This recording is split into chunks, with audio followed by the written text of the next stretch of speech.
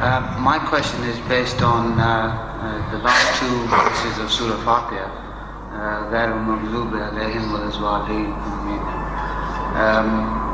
The promised Messiah had said that in that is a prophecy with regards to the state of the Muslim community as well, turning into like the Christians and the Jews. I would like to know what those facets are, what those facets as far as the Christians and the Jews are that are within the Islamic community.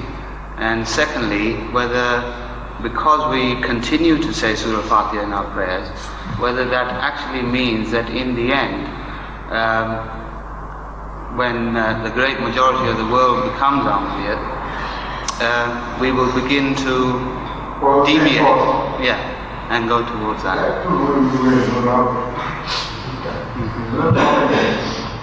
Everything which is created meets destruction ultimately, follows the course of destruction. Nothing but the face of Allah is eternal and everlasting.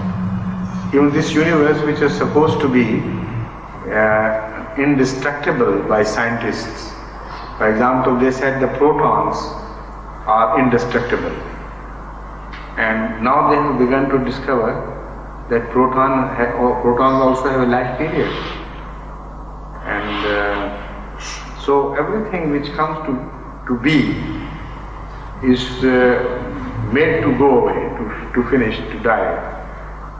So how can Ahmadiyyat be an exception?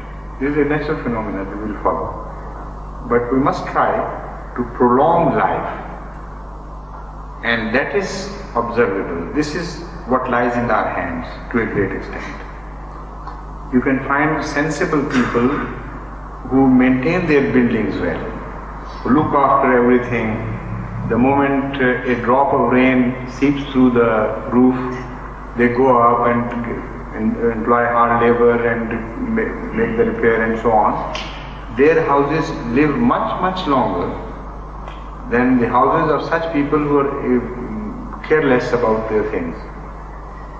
The same thing happens to cars, to bicycles, even to your shirts, your suits.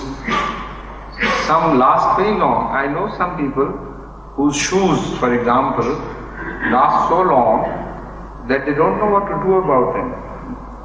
So Zulfullah Khan Sahib once told me that he had shoes, say, of 40 years standing, and ultimately someone threw them away without his permission.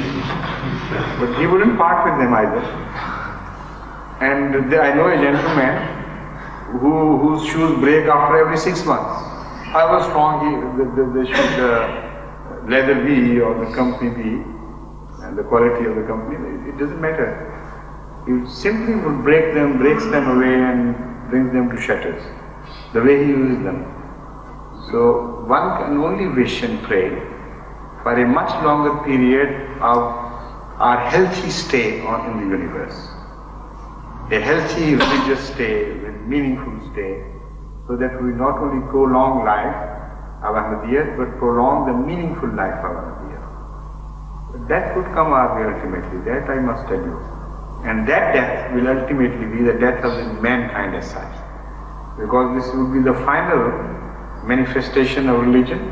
It is the final manifestation, Islam is, and we are the final representation of Islam.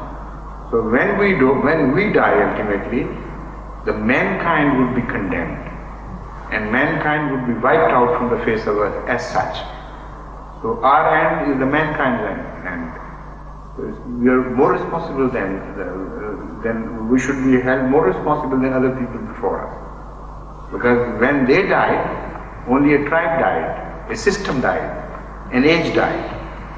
But when we will die, the whole mankind will die with us. So we must be very careful and feel responsible towards this and behave responsibly.